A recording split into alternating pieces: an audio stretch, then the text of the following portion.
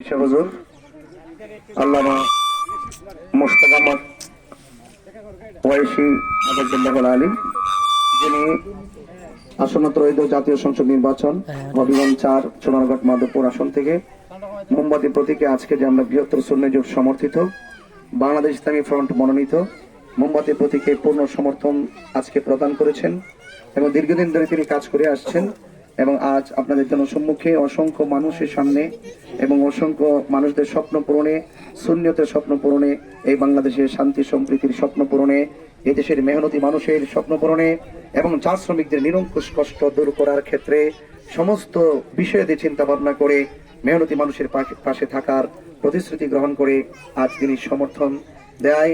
আজকে আমি লক্ষ্য করছি প্রত্যেকটা মানুষের অন্তরে, সুন্নি জনতার অন্তরে আনন্দের হিল্লোল বয়ে আসছে। পর্যায়ক্রমে আমাদের মাধবপুর চুনারঘাটে যত পীর মাশায়েখ আছেন, আলেম ওলামা আছেন, মসজিদের খানকার পীর মাশায়েখ আছেন, মসজিদের ইমাম খতিব আছেন, বক্তা সুবক্তা আছেন, সকলেই সবান্তরে ধারাবাহিকভাবে ইনশাআল্লাহ আমরা মোমবাতির পক্ষে আমরা মাঠে ময়দানে কাজ করব একমাত্র লিল্লাহি ওয়া লিরাসূল এবং দেশ এবং সার্বভৌমত্বের জন্য। কথা বলেন ঠিক কিনা?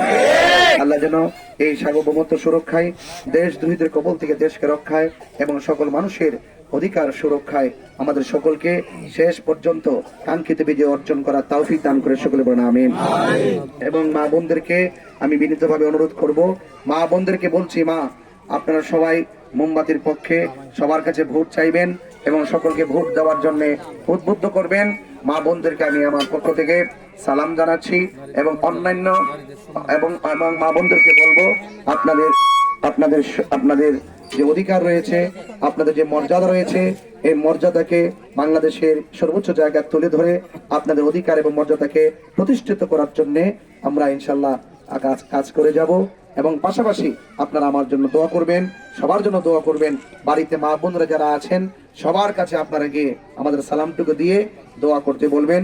এই নির্বাচন আমার নয়, এই নির্বাচন মাধবপুর চুনারঘাটবাসীর নির্বাচন, ঠিক কিনা বলেন? এই নির্বাচন সকল পীর মাশায়েখদের নির্বাচন, আলেম ওলামাদের নির্বাচন, শান্তির লক্ষ্যে নির্বাচন।